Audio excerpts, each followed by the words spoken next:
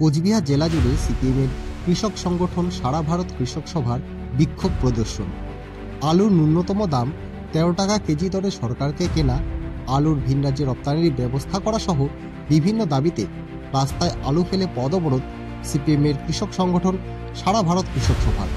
28শে ফেব্রুয়ারি শুক্রবার তুফানগঞ্জ থানা মোড়ে আলুর দাম নিয়ে সিপিএমের কৃষক সংগঠনের বিক্ষোভ কর্মসূচি চলাকালীন প্রাক্তন বিধায়ক তমসের আলীর সাথে পুলিশের ধস্তাধস্তি বাধে, জানিয়ে তুমুল বিতর্ক বাধে বিক্ষোভকারীদের সাথে পুলিশের, ছড়ায় উত্তেজনা।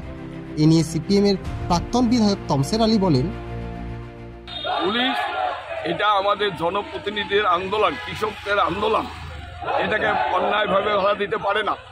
পুলিশ মমতা ব্যানার্জির দাসত্ব করছে বলেই তার কথায় আমাদের আন্দোলনকে বন্ধ করার চেষ্টা করছে। অথচ মমতা ব্যানার্জি আমরা 10 মিনিট পর রাস্তা অবরোধ করতে পারি না। মমতা ব্যানার্জি 26 দিন ন্যাশনাল হাইওয়ে দুর্গাপুর এক্সপ্রেস বন্ধ করেছিল, তখন পুলিশের ভূমিকা ছিল না। আমাদের আজকে হাতে ঘা, পুলিশ আজকে আমাদের কৃষক 2 টাকা কেজিতে আলু বিক্রি করছে, সেই আলু আমরা বলছি 13 টাকা কেজি কিনতে হবে, সরকারকে কিনতে হবে। সমস্ত বাংলার বর্ডার সিল করে দিছে, আলু রপ্তানি করতে দিবে না। আমরা বলছি আলু রপ্তানি বন্ধ করা যাবে না, হাইকোর্টের নির্দেশ। তারপরে আলু রপ্তানি বন্ধ।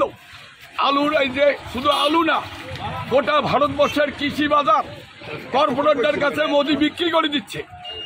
প্লেনে বড় বিমান ঘাঁটি 13টা তারা বিক্রি করে দিল, সমস্ত কয়লা কারখানা সব বিক্রি করে দিল। এই পুলিশের চাকরি আজকাল নাই। অন্যদিকে সিপিএমের কৃষক সংগঠন সারা ভারত কৃষক সভার বিক্ষোভ প্রদর্শন চলাকালীন দিনহাটা শহরের 5 মাথার মোড়ে পথ অবরোধ করলে যান চলাচল ব্যাহত হয়।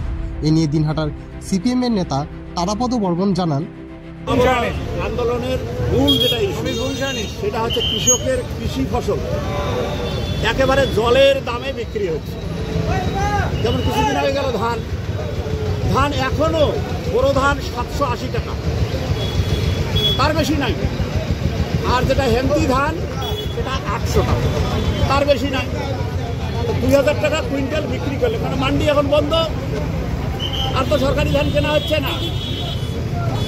এই যে কৃষক বিপদাপন্ন, তার উপরে এবার আসলো আলু চাষি।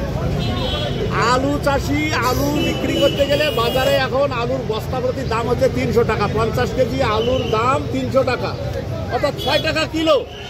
এটা শহরের লোক বা বাজার করতে যারা যায়, বাজার থেকে যারা আলু কিনে খায়, তারা এই জিনিসটা বুঝবে না। তারা তো 15 থেকে 20 টাকা দরে আলু কেনে। সমস্যা হচ্ছে এখানে এটা এই পয়সাটা পায় ফোরেরা, পাইকাররা। সেই জন্য আমরা বলছি যে অন্তত পক্ষে কৃষক যদি 2 পয়সার মুখ দেখে, যদি অন্তত কৃষকের একটুখানি লাভ হয়, তার দাম কমপক্ষে 13 টাকা কিলো হতে হবে। 13 টাকার নিচে আলু বিক্রি করতে গেলে কৃষকের লোকসান হবে। মমতা ব্যানার্জির সঙ্গে এইখানে আমাদের সংঘাত। উনি বলছেন যে 9 টাকা কিলো দরে আলু কেনা হবে। আরে 9 টাকা দরে যদি আলু কেনে, তাহলে 36,000 টাকা পাবে আলু চাষি 1 বিঘা চাষ করে। সেখানে খরচ হচ্ছে 40,000 টাকা। তাহলে বাকি 4,000 টাকা তো লোকসান মেটাতে যাবে, তাহলে লাভের মুখটা কি দেখবে? সেই জন্য আমরা বলছি 13 টাকা কিলো যদি হয়, তাহলে পরে চাষি লাভের মুখ একটুখানি হলেও দেখবে, একটুখানি হলেও তার ছেলে মেয়ের কাপড় চোপড় কিনতে পারবে, লেখাপড়ার খরচ জোগাইতে পারবে। সেই জন্য মিনিমাম 1300 টাকা কুইন্টাল, 13 টাকা কিলো দরে সরকারকে আলু কিনতে হবে। যেহেতু এটার এমএসপি ঘোষিত হয় নাই, সরকার যদি 13 টাকা দরে কেনে, তাহলে পরে তখন সর্বত্র 13 টাকা দরে আলু বিক্রি হবে, কেউ প্রশ্ন তুলতে পারবে না। এই জন্য আমরা বলছি মুখ্যমন্ত্রীকে অন্তত 30% আলু আপনি কেনেন। 30% আলু যদি সরকার কেনে, তাহলে বাকি আলুর দাম এমনিতেই 13 টাকার উপরে উঠে যাবে।